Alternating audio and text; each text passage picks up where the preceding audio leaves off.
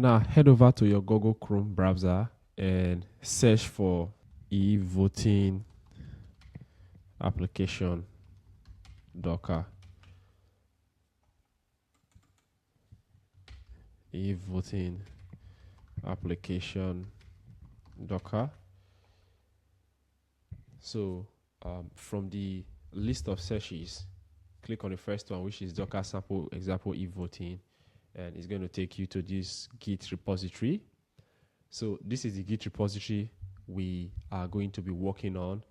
Obviously, as a DevOps engineer, you are not writing the application code. You are not writing it from the scratch. That's the job for a software engineer. But as a DevOps engineer, it is advisable that you understand some of the basic programming language and how applications are built, because in the real world, that's going to help you to troubleshoot issues. It's going to help you to write a good and optimized Docker file.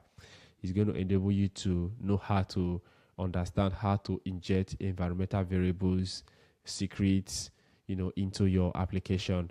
So this is the application. This is the e-voting application. You can have a look. You can scroll down.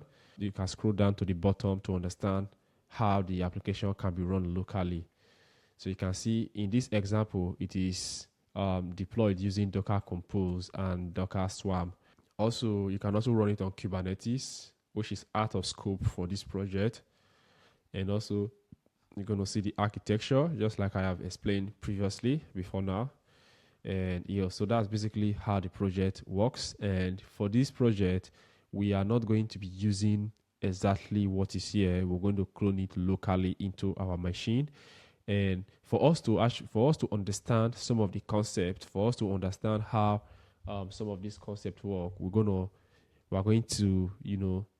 to clone it and then discuss some of the stuff from inside, and then we can write the Docker Compose from the scratch.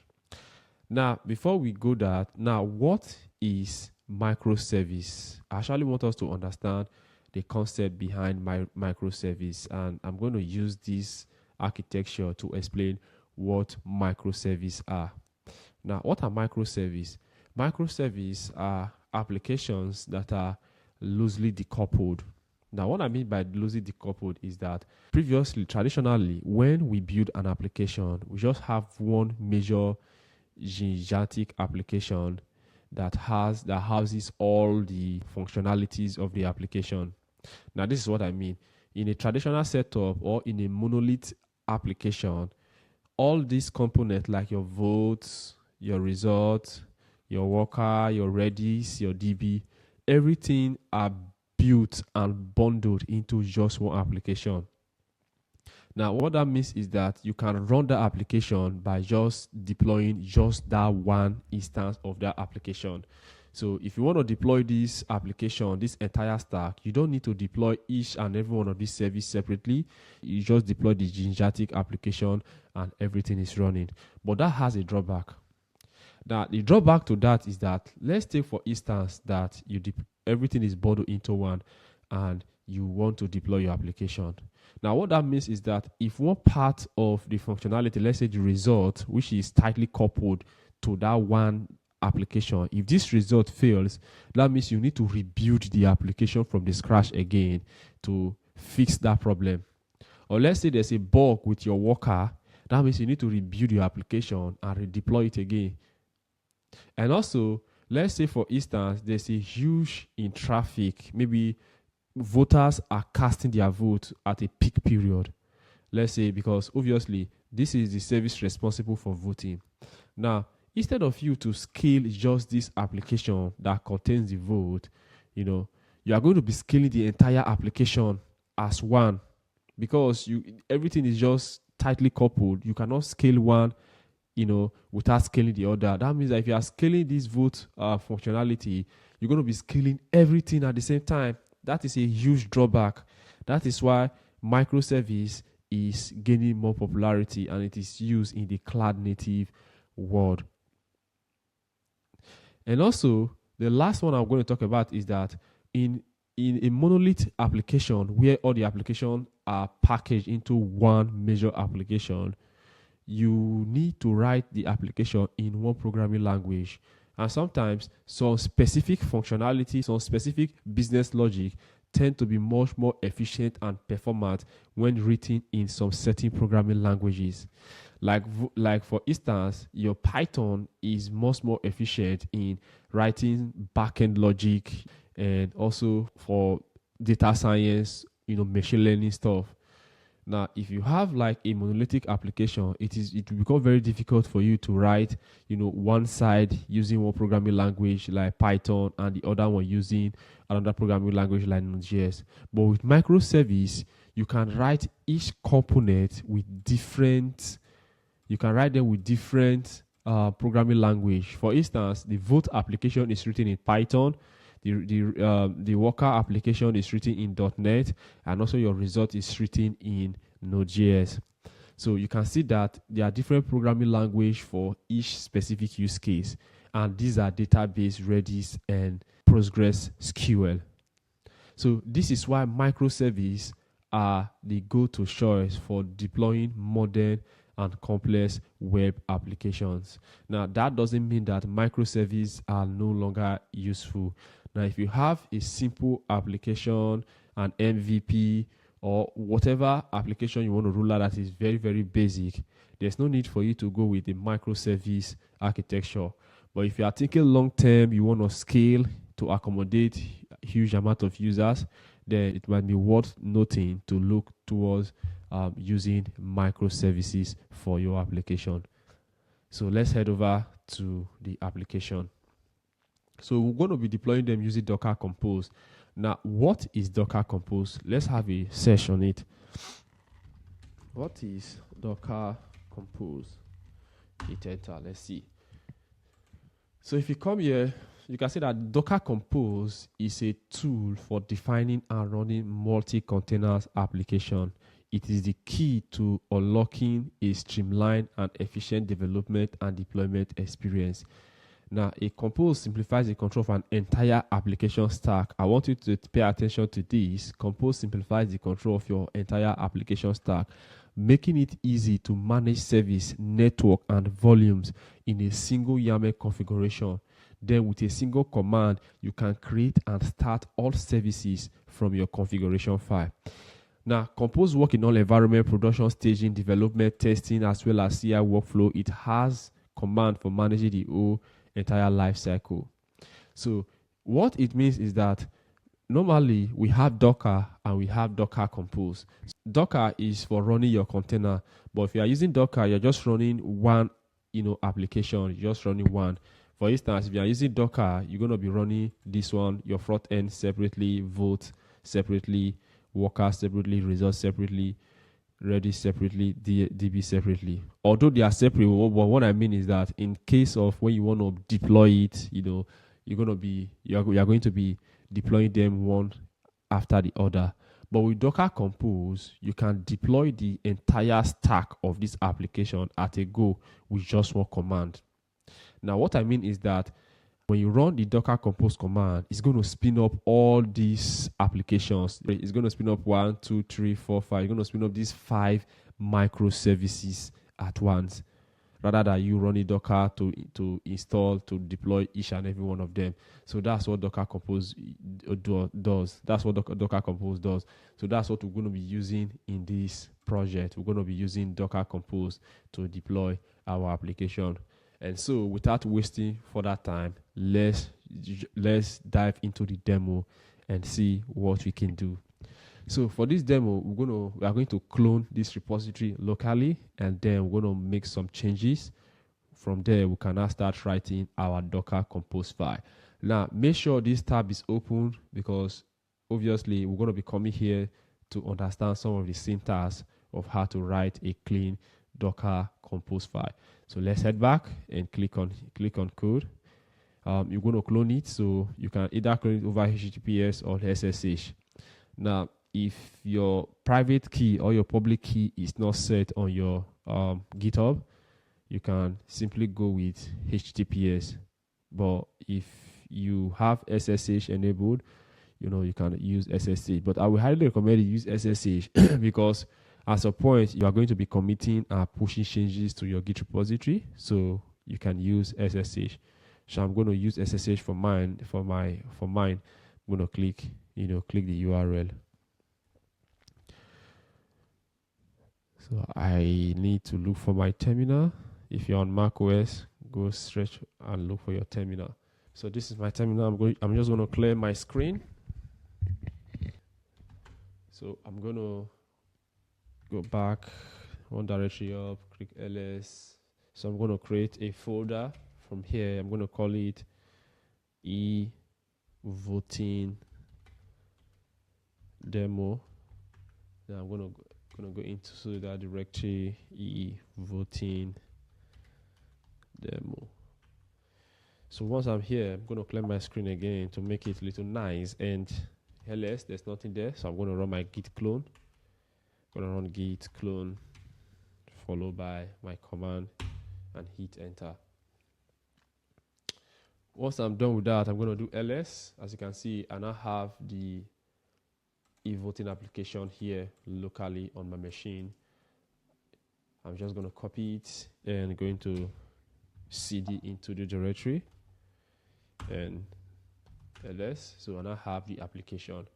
Now, in order for me to visualize it, to put it in a code editor, I really advise that you have VS Code running on your Mac OS or on your Windows or Linux machine. So I have VS Code running and I'm going to open it using VS Code. So I'm going to run the code dot command. So if you run code dot command, it's going to open a VS Code editor for you. So as you can see, I now have my VS Code up and running. So I'm just going to close this because there's no need for me to use this anymore. I'm going to shut it down. So henceforth, I'm going to be using my VS Code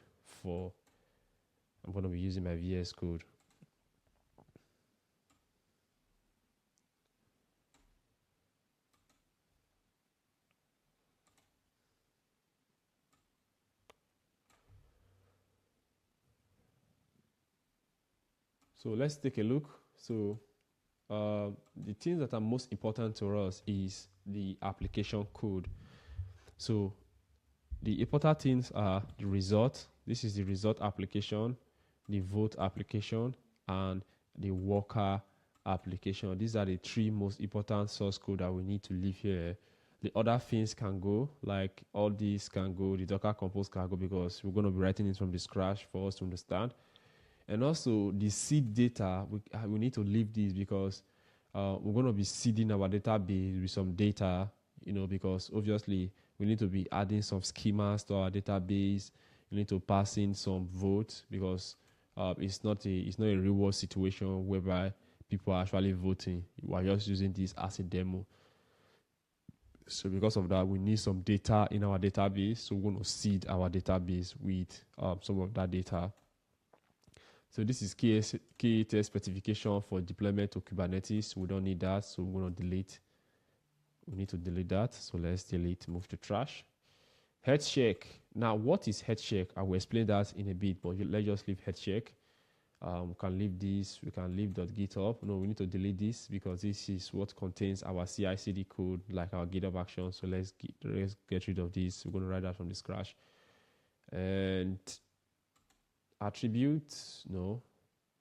Git ignore. We can leave this. Let's just get rid of this. We don't need that. Okay, let's just leave that. We might need that for some cases. Then the architectural diagram, we can just leave this for us to understand the architecture. But this, we need to delete that because we are going to be writing it from the scratch. Then Docker Compose the YAML, we can delete that. We're going to be writing it from the scratch. Yep. So Docker Stack, this is for running it on Docker Swarm. So we're going to delete that as well. So maintenance, we can delete this. Obviously, we are not part of the maintaining team. So yeah, so we now have a clean state of our Docker Compose file. Of our application file. Now let's explore the different microservices. So if you come to result, we have the test. We're not going to be exploring this test. This is for testing the application. It is out of scope for this demo because that's for a software engineer's responsibility to test their code. So the thing that we are most concerned about is the Docker file and all this package, server.js and all of that. Now let's have a look at the Docker file. Now this is the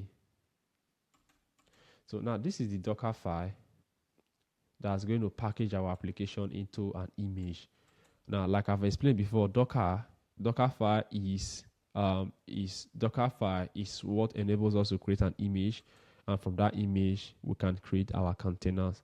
So you can see that it is a Node.js application, which is our base image is written in Node.js, and this is going to install our dependencies, for edge check. So part of the dependency is we're going to be installing call, which is this, which will enable us to run some head check, and also we're going to create our working directory to /user/local/app. Then we're going to install a node daemon on our application, and then we're going to copy our packages, which are these. We're going to copy that into our image, and then we're going to run npm commands to install the dependencies and all of that. Then after that, we're going to copy other stuff into our applications. Now, in terms of optimization, this Docker file might not be well optimized, but that is out of scope for this project.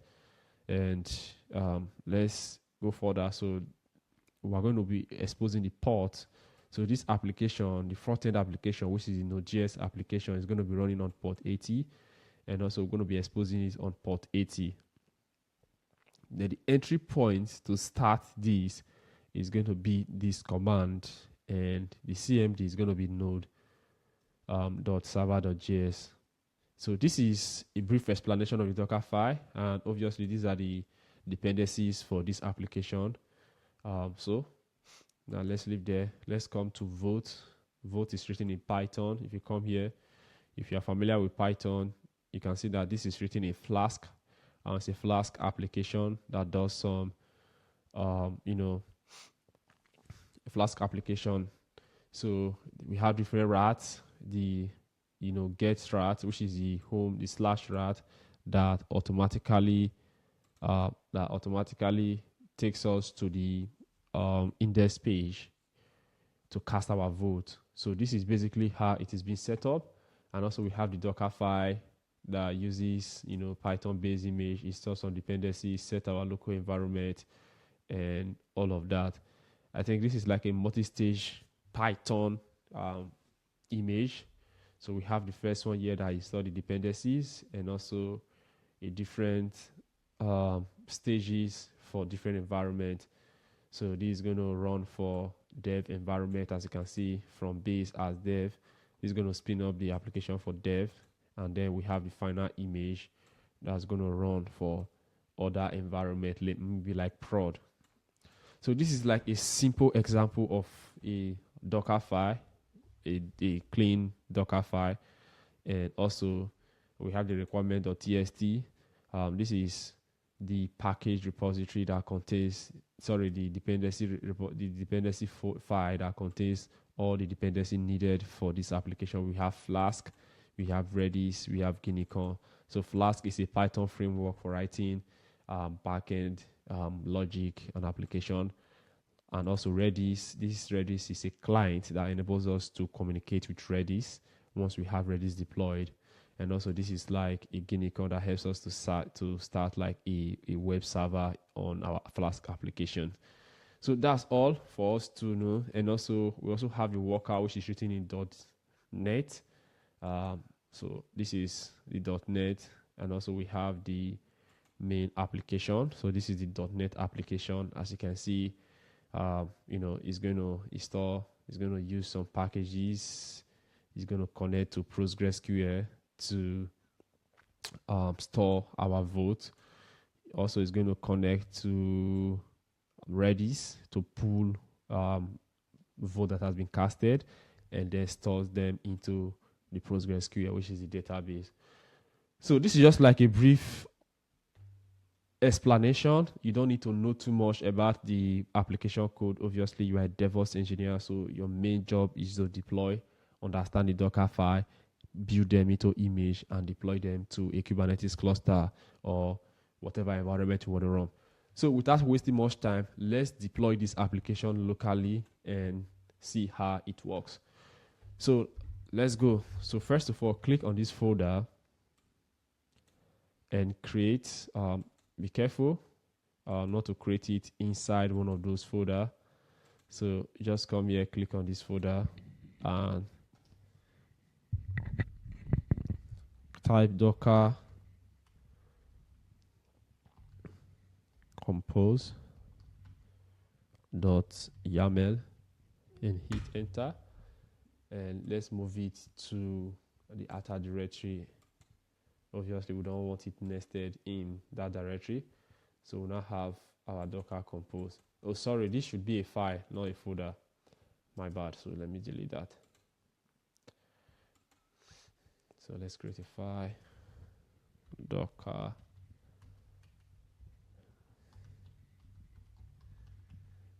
.yaml.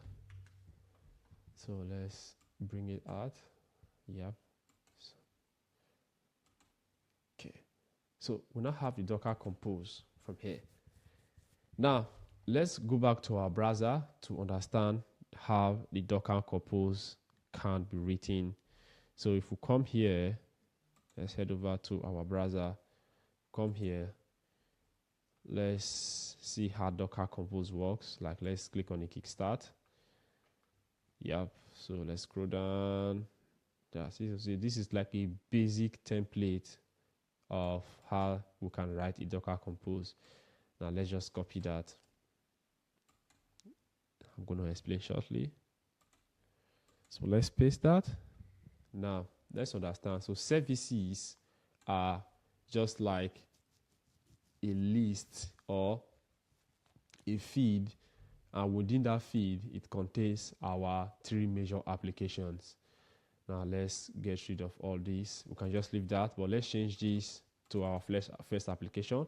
The first one is going to be our vote application, so let's call this vote. The second one is going to be our result.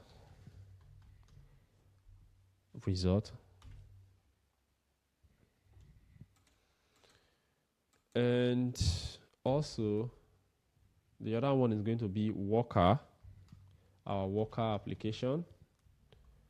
Let's scroll down. And the next one is going to be Redis, because we need Redis from the architecture.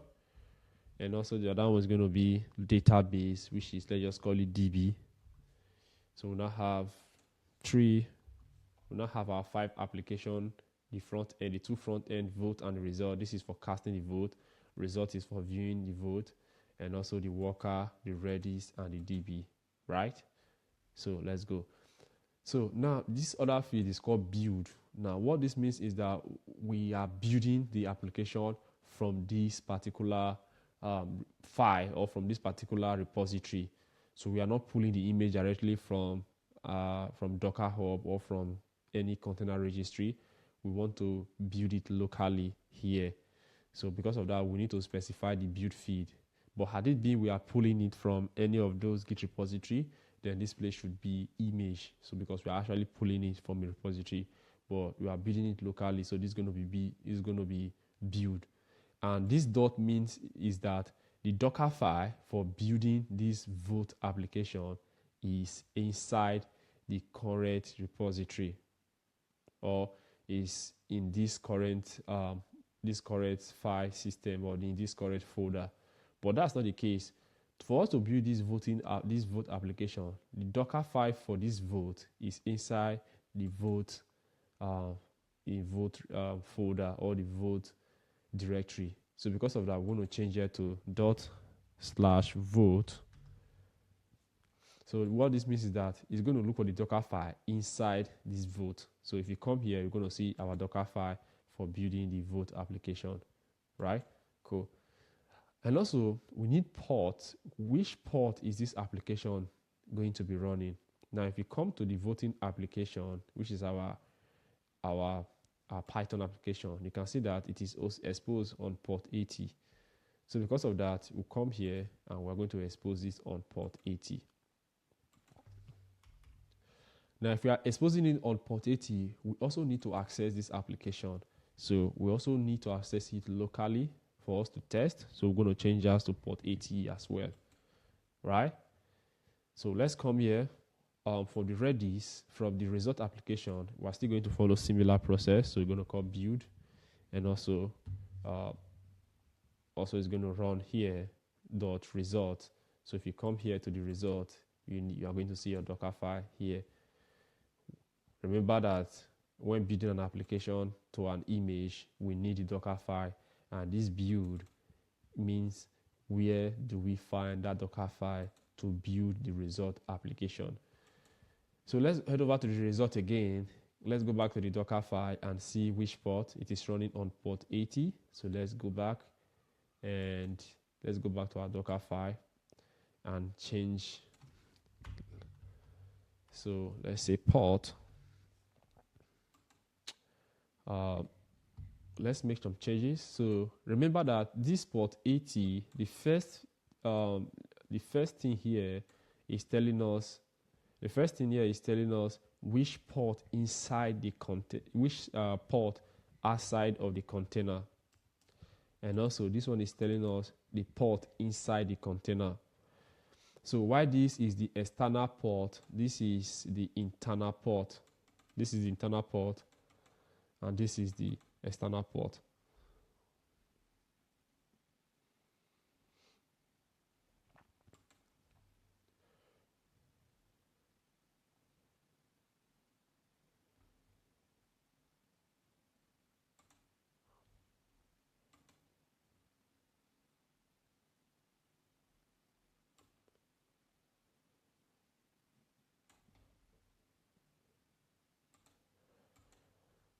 So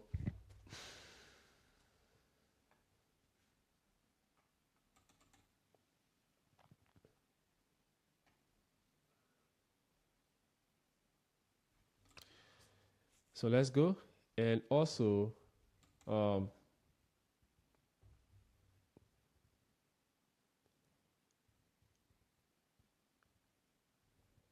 let's change this port. Obviously, port 80 on our local machine might be running some services because port 80 is the default HTTP port. So let's change this to a different port. Let's change this to, let's say, port 8090 so that we don't have any conflict. And let's change this to port 8091 like this. Cool. So we now have these two services, but I want us to do some, let's optimize this further. Now, what we're going to do is that instead of us specifying this .vote here like this, let's get rid of that and specify another field called contest. Now, what this contest is going to do is that it is a cleaner way of writing that particular .vote. Let's write it like this. So contest is going to tell us where to find the Docker file. So in this contest, we're going to find it at /vote /vote folder. And also the Docker file is Docker file itself. Now the reason why we are doing this is because there are some cases why your Docker file might not be named as Docker file. So let's compare this. Let's compare this with this one. In this case, we didn't specify, Docker file, because by default, when you are building an application, the default file Docker is going to look for is the Docker file. So you don't need to specify it here. So, but in this case, let's say that our Docker file is not named as Docker file. It's named like, let's say vote dot. Let's just say it's named as vote.txt. So because of that, you need to pass in that name to the Docker Compose YAML so that it can understand where the Docker file is coming from. So, but in this case, we're still going to leave it as Docker file. So we're going to leave it like that. So let's make that same changes to this one as well to make it clean, right? Cool. Now we now have our two voting application. And also, let's scroll down so we now have vote and result. And also, we also need to pass in some environmental variables. Now, remember that from our if you come here from architectural diagram, we see that this vote is connected to a Redis instance, right? It's connected to a Redis instance. So how do these votes know the URL, and also the endpoint of this Redis instance? So you need to pass in the environmental variables that contains the Redis instance password and the host so that it can connect directly to that Redis instance. So let's go back. So let's go to our voting application. Let's pass in that environmental variable. So let's call this. To pass in an environmental variable, you can write environment and then the name of that Redis instance, right? Good. But if you come here to the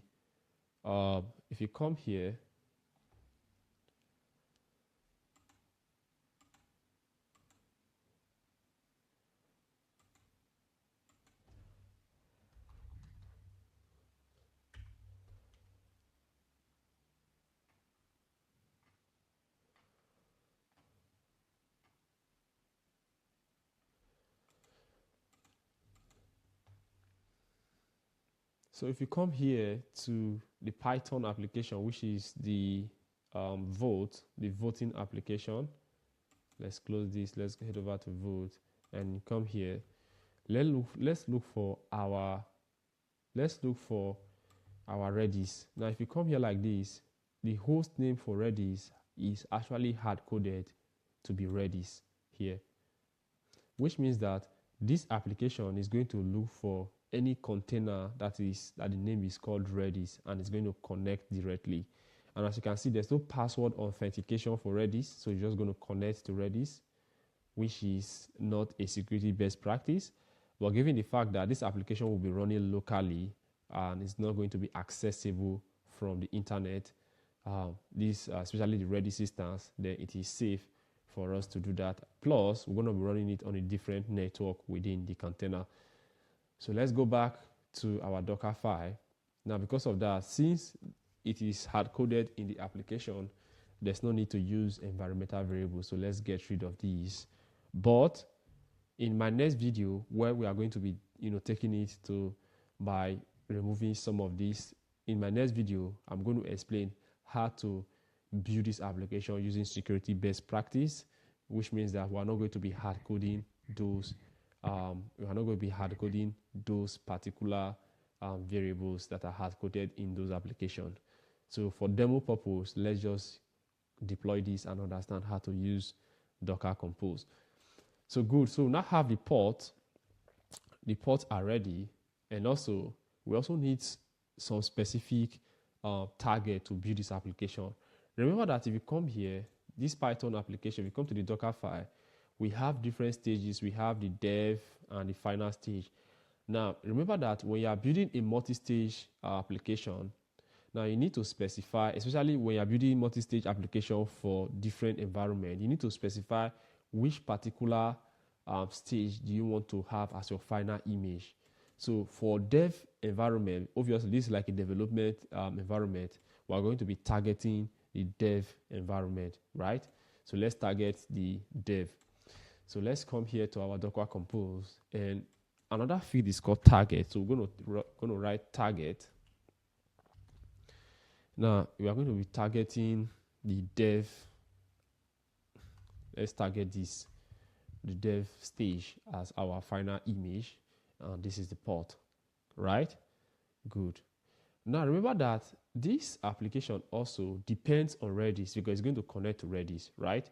So for that application to be properly configured, that Redis instance, which is, if you come to the architecture diagram, this Redis instance needs to be, alive and ready to be connected to, So because of that, let's come here. We're going to write another field called depends on. So it's going to call depends on. We're going to depending on Redis. Depends on. Let's go back and let's say Redis.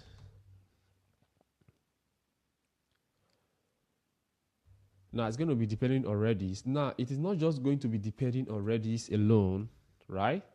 it's not just going to be depending on Redis alone. We also want that in as much as it needs to depend on Redis, we also need that Redis instance to be alive, to be properly, alive and ready to accept connection. Because once the Redis might be there, but the Redis instance is not healthy to process any request. If it's just there and you don't specify a health check, it means that even if Redis is down, being that it is still there, Redis might be down, but it is alive. It might be running as a container, but the process within Redis is not healthy. So because of that, we want that Redis instance to be not just, running, but also, ready to accept connections. So we need to specify that part. So we're going to specify a condition for Redis. And that condition means Redis must be ready. It must be healthy. So this is how you can set up, how to depend on a particular services, and also how to specify which condition to look after. As you can see, it is highlighted: service started, service healthy, service completed successfully. Now, this service started means that the service has started. Like I said, the container is running, and also service is healthy, which is the one we want, which means that the service is healthy and ready to accept connections. And also the last one is service completed successfully, which tells us that, let's say that particular service is a cron job that just run, that just run to completion to achieve a particular purpose. So it means that this vote application needs to run after that particular application might have completed. Now, the reason why we specify Redis here is because this is the Redis we are talking about. We're going to write the configuration file. We're going to write the Docker compose for that shortly. So this particular vote is dependent on this Redis, right? Cool. So we have that. And also, this our voting application, we also need to write a health check. We need to write health check that we check our application if it is healthy to accept connection from our users. So now let's see what the command is. So when you write health check, you need to write the test to see how can you test your application to see if it's ready. Now I'm just going to click on the auto completion. So how do we test if our application is running? The simple way for us to do that is to ping an endpoint. Now within this Docker file, is this particular application is going to be running inside a container, and within that container, the best way for you to test if the application is alive is to ping the endpoint, which is port 80, and also the /health, the /health of this application. Now, if you come here to the,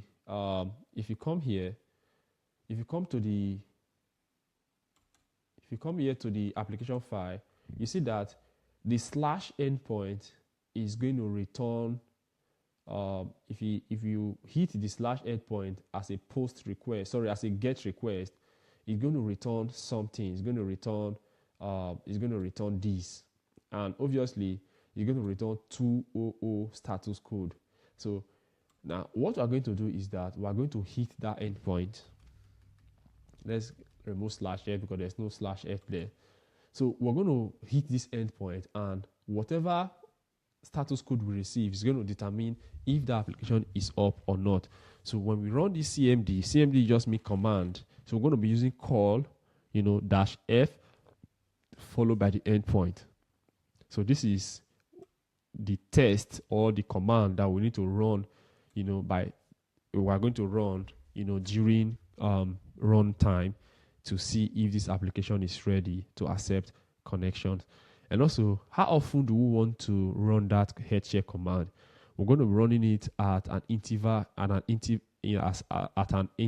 of 30 seconds. So every 30 seconds, this command will be running to test our application to see that our application is healthy. Now, why do we need this? We need this because we don't want to give our customer bad user experience, because there are sometimes our application might be down and we don't know. But with this health check, we are checking it regularly to see if the application is up and is ready to accept connections. And also, we also have timeout to see when and how the application needs to time out. Let's say after some consecutive, interval of trying to check if the application is running, when it connects to C and it is not getting any feedback, after 10 seconds, it's going to drop and it's going to retry again with this. Now, the retry tells us how many times is it going to retry before marking that particular application as healthy or as not or as unhealthy. So if you try 5 times and it's not getting any feedback from the application, it's going to mark the application as unhealthy. But if you tried 5 times, so it's going to retry 5 times until it gets a successful response. And also, let's add another one, start period. Now, when is it going to start, running this check? Now, let's say it's going to start running after 10 seconds of when the application is up. Now, if you don't add this start period, it's going to start immediately your container runs. And you know what that means? If you start immediately, there are some particular applications that take a longer time to start. But if this start period is not specified, it might just be marking your container as unhealthy because right from the start, it has started pinging your application to see if it is healthy.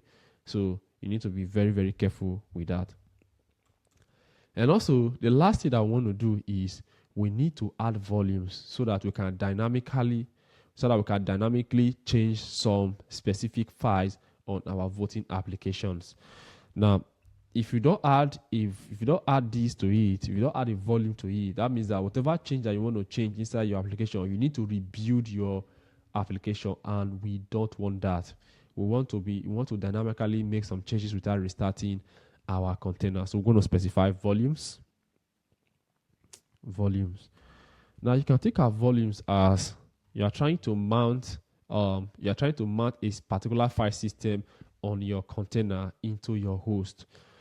So this is what we're going to do. And also, let's say that we want to map the dot slash volume into a particular location on our container. So it's going to be usr /local/app. Now, if you look at this particular directory or this particular location inside the container, remember that whatever you see before the column, this here is local, or whatever you see on the other side is inside the container. Similarity goes for your port. So this is for the host port, and this is for the container port. So this is for the container location, and this is on the host, right? Good. Now, if you also come to the Docker file here, you are going to see that the working directory is set to this. Now, which now tells us that we actually mounted this volume into that location where our application file is located. Now, you can see that as a DevOps engineer, you actually need to understand Docker file for you to be able to run your application, Dockerizing them and deploying them to anywhere you want them to run. So it is very important that you understand this fundamental, right? So good. So this is what we've done so far. And for the next one, I'm just going to be very fast because most of them are also similar to what I've just written here. So let's be very fast. So let's go. So for the result, obviously we have the dot result Docker file. Let's leave it like this, and it's going to depend on the result depends on database. So it depends on our database DB, and also want the condition to be healthy, because if you come to this architectural diagram, the result here depends on database, right? Depends on this DB. So we want the DB to be healthy. Excuse me. And also, we also want to mount a specific volume as well. So let's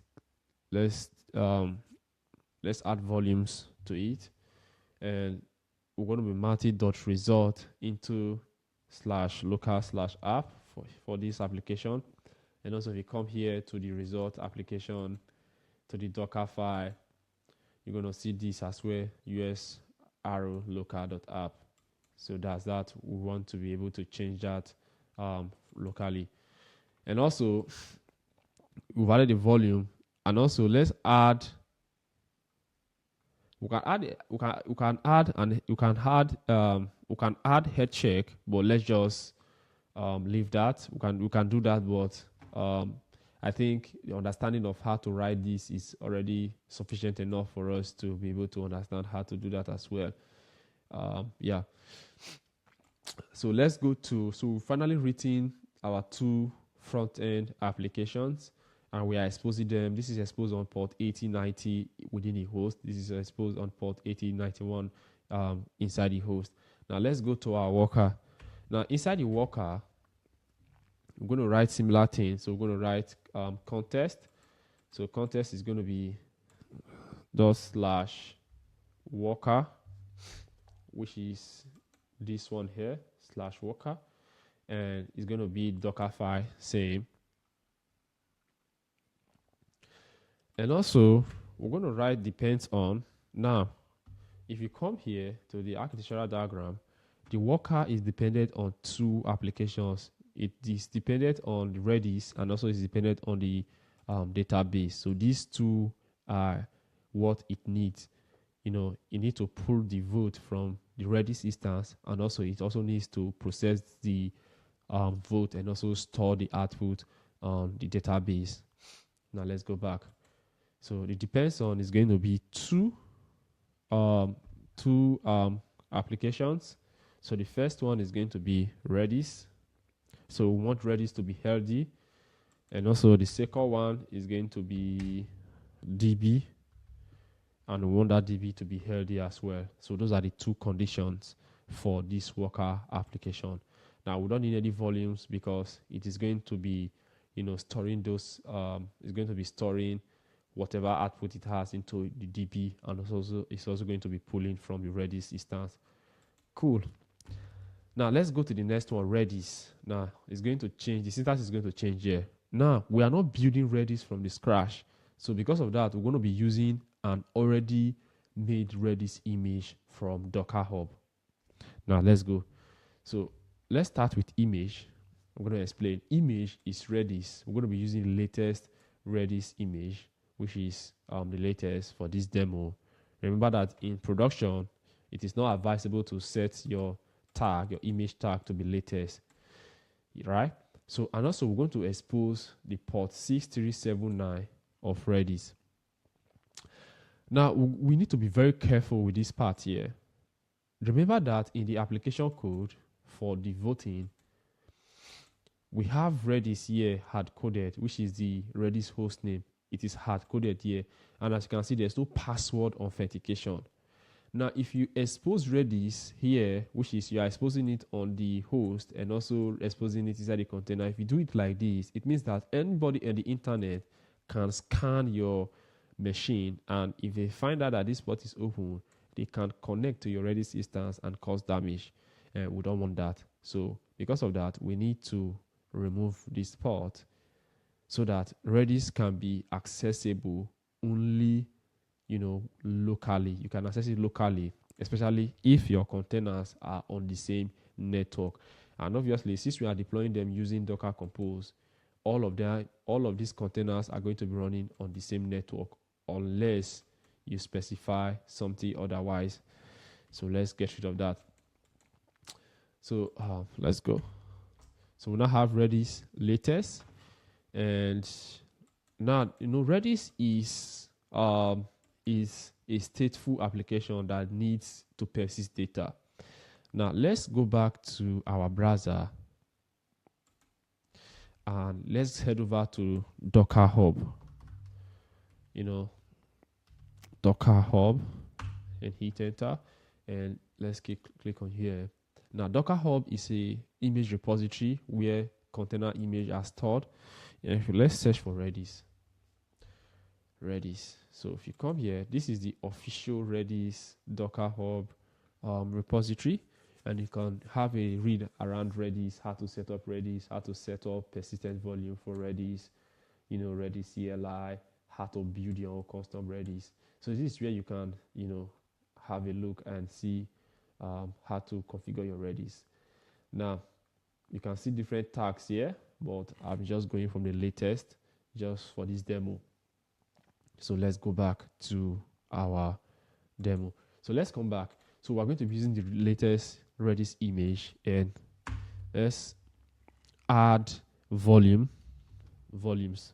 Now we want to persist our volume, which is our Redis volumes. And what we want to do is that we want to create a volume, here, which is the Redis underscore data. And also we want to map that data into the /data directory inside the container, because Redis stores its data or persists its data on the /data within its container.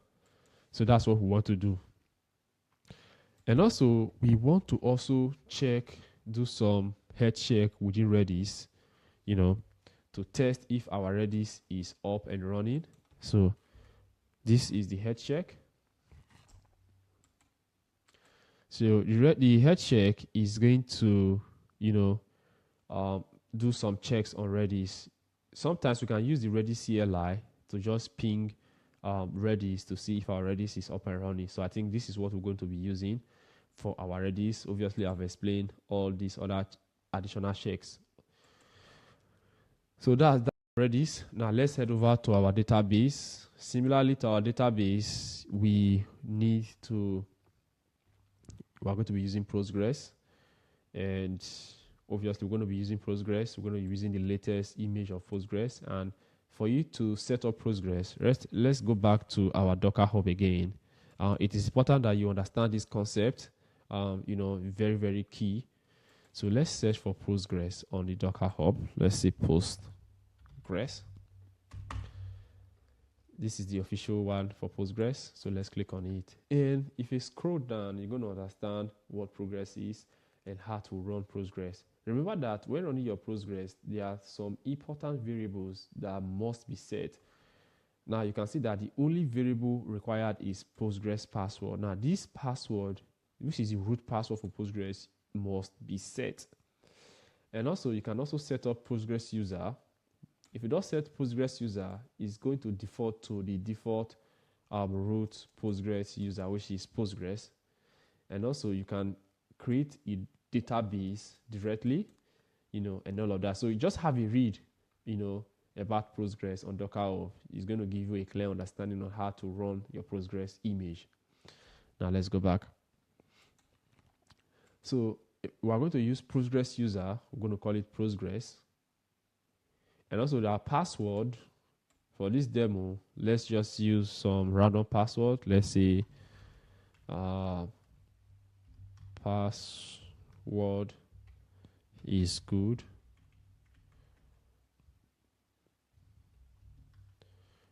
Now remember, this is just for demo. Don't try this in production. You need to be very sensitive, and also it's not advisable to pass your environmental variables like this.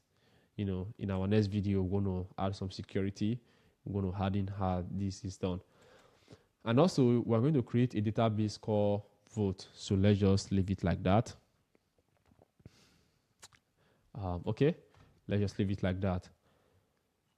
So we also need volume to persist our database. Obviously, Postgres is a stateful application. Yeah, it needs persistence to store that. So we're going to add that to it. And the next thing we're going to add is head check. Now remember that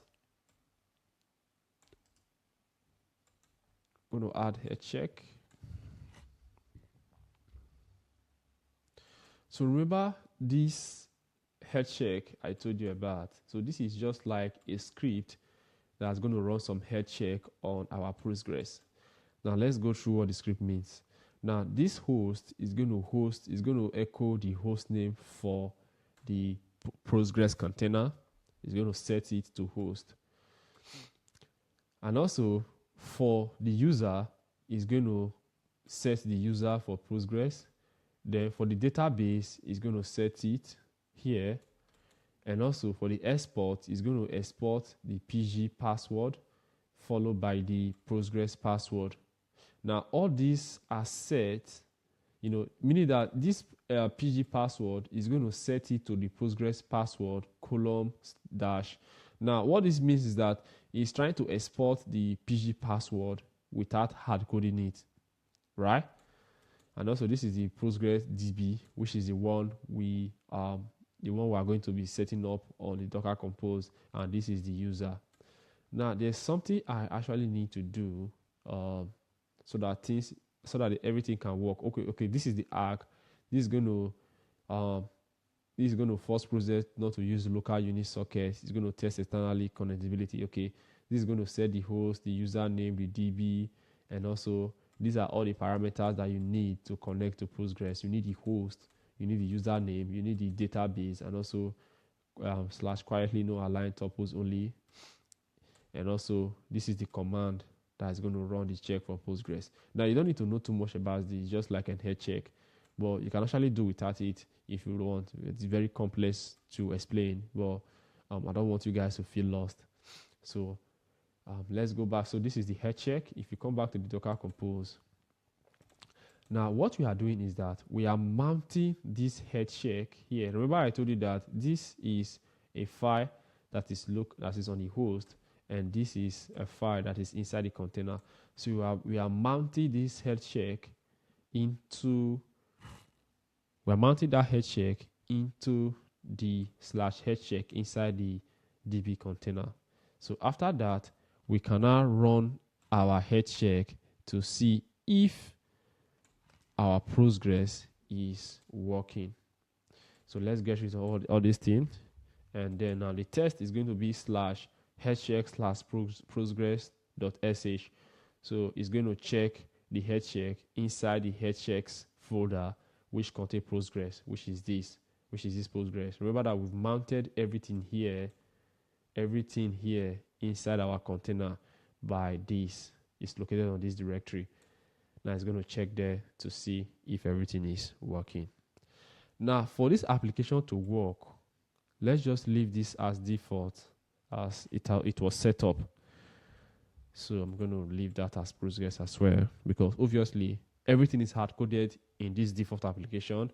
And like I said, we're going to be going by the default, and in our next video, we're going to be parameterizing. We're going to be, removing those from that and using environmental variables to pass them at runtime, and also to change this password to a different password. So this is how it's going to work. We have Postgres, and let's specify a specific version of Postgres. Let's use 15 Alpine, like this. And also, we don't want to expose any port. We don't want to expose it to the internet. We want any services that needs to connect to Postgres to connect internally to Postgres, within the network, right? Good. Now, there are some few things that we actually need to add. The other thing we need to add is volume. Let's add a volume. Now, what is volume? Now, if you notice very well here,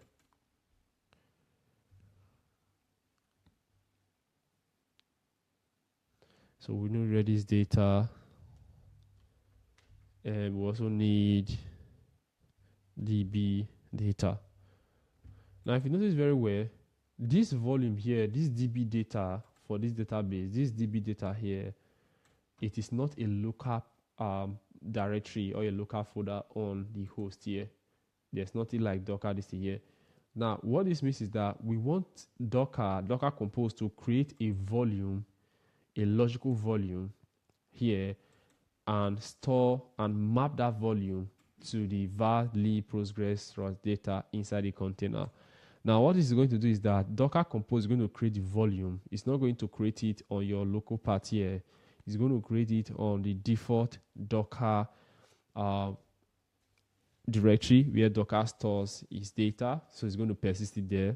You can have a read about that, and it's going to persist the data there. So that's why we need to specify this volume. Now, you will notice that for the other ones, like this one, we didn't specify the / the volt volume here at this button because we are using a local path, which means that before you can run this Docker compose, you need to create the /vote locally on your system or your application. So that's all. We have a complete Docker file, and let's test if this is actually going to work, right? So let's open our terminal and clear the screen of the terminal. But firstly, I need to switch on my Docker daemon on my macOS. So I'm going to switch it on, turn it on.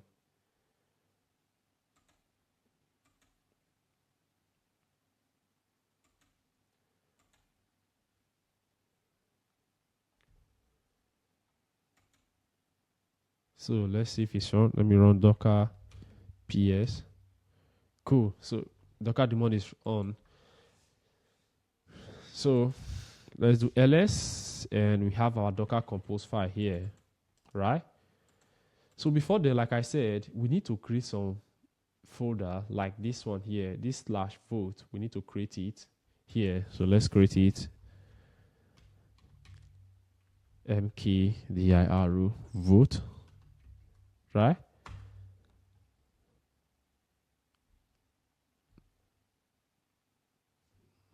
Okay, the folder is already existing, right? Okay, cool. We already have the /vote folder already existing, so we can leave that. Also, /result is also there, so we don't need to specify that. It's already existing, which is good. Which means that it's going to be mapping that to the user local.app. Okay, let's leave that.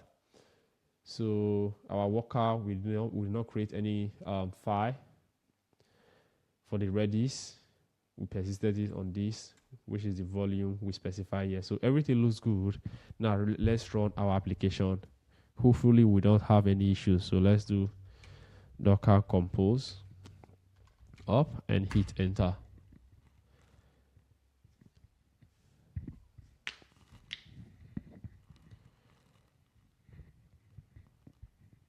It's going to take a while. Yep, cool. Okay, as you can see, we're having issues with our database. It's trying to run some query, but it is getting issues. It's telling that votes does not exist, right? Cool. Now let's stop this. This is running on the foreground and it's already, occupying our shell, and we don't want that. So let's quit. Let's do Control Z, Control Z, Control C.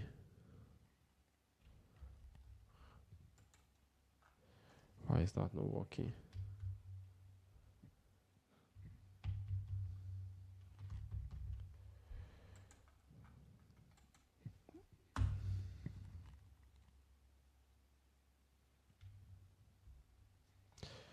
So for some reason, it has taken over our shell. Let's create a new one.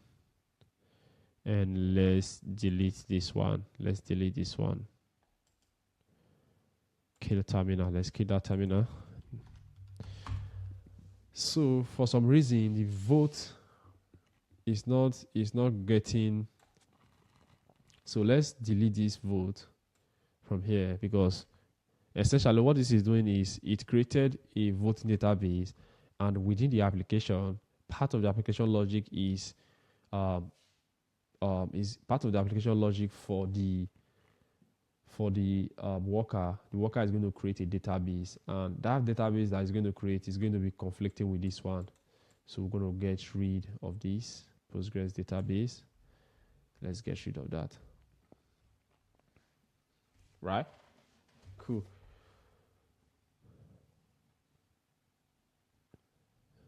So we now have that. So everything looks good now. Let's save it.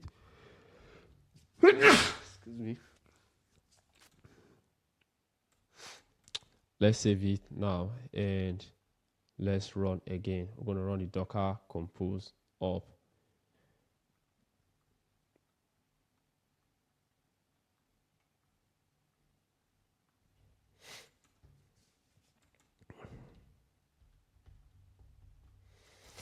Now let's run Docker compose up, but this time we're going to be running it in the background. So we're going to be using this, we're going to be adding /d to run it. So let's hit enter. Let's wait for some few minutes. Now you can see that it shows healthy because we specify health check, and that health check ran successfully. So it's marking our DB as healthy, which is this. So specify for the DB, we specify health check. So this particular health check ran successfully and it was healthy. Similarity goes for our Redis. It's healthy. Now let's see if our containers are actually running. So if we run docker ps like this, we can see our 5 applications are up: 1, 2, 3, 4, and 5. So these are the 5 applications. They are running smoothly. Everything looks good, right? So we now have our application running, and now let's try to access this on our browser. Now port 91 is running the voting application. This is where you can cast your vote, and port 8090 is running the result, right? So now let's head over to our browser. 8091 and 8090, keep that in mind. So let's come here and go to localhost and 8091.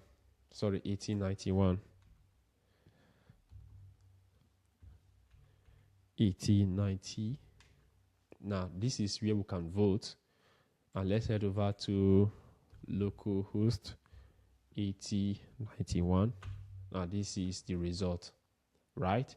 So this is where you can vote, and this is the result. So you can come here and vote, and you can come here and see the result. You can see that cat is already 100%. If you come back again and click on docs, you will see that docs is 100%. Now remember that this application is only allowed per user. What I mean is that you can only cast your vote once. You can't cast more than 2 times. As you can see, if I click on cat is already 100%. If I come here and click on docs is 100%. So it is very sensitive to how you can vote, right? So that's good. Now let's come here again. I want you to understand something. Now let's go back. Let's see our container. Let's see the logs coming from our container. Now first of all, let's check this one. We can use docker logs to see what is inside and hit enter. And as you can see, this voting app result, this is the result where we can get result. You can see that what we can get here is telling us that app running on port 80 is connected to a DB, right? So it is successfully connected to our DB to pull result, right? Cool. Now let's go to our worker. Let's run docker logs followed by the container ID and hit enter. You can see that whenever we click the button, it's going to tell us that it's connected to Redis and it's going to be pulling the vote from Redis, right? Followed by the ID, and it's going to process it. As you can see, it said processing vote for A. After processing this vote, it's going to store it on our database, which is Postgres. Now let's have a look at Postgres. Although Postgres might not tell us any info because it's a database, so but let's just have a look. Right. So Postgres is inserting those, those IDs. And if you see very well, whenever we click 2 times, it's going to error out and it's going to tell us duplicate key value violates unique constraint vote ID key. So what this is telling us is that you cannot vote more than 1. So when those times that we are click on cart, click on docs, it's just, it's telling us, okay, key already exists. It's not going to create any other additional database. So this is like a logic constraint that helps user from, abusing the system for voting more than once, right? So cool. Now let's now have a look at the next one, which is our voting application, which is the main front end. Docker logs and hit like this.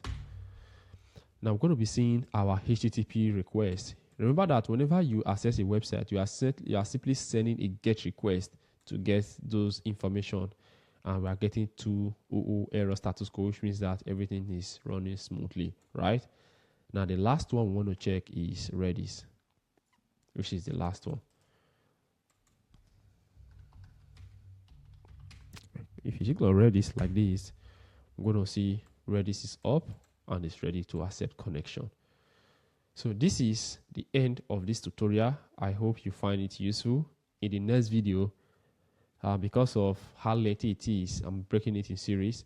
In the next video, we're going to learn how to change some of these variables, by using, we're going to be streamlining this to align to best practice by not hard coding those sensitive credentials, by using them as environmental variables on .env file, and also adding some other head check. So this is the end of the video. Thank you guys for sticking around. I hope you learn one or two things from this video. Keep practicing. Go on the documentation on Docker website, understand how to write a Docker compose file, understand some of these arguments, some of these feed, and by continuous practice, you're going to get good at it. Remember that companies are looking for people who have this skill set, who understand how to read a repository, gather what they want, and also use it to create a Docker image for their applications. Thank you for sticking around, and I'll see you in the next video. Bye-bye.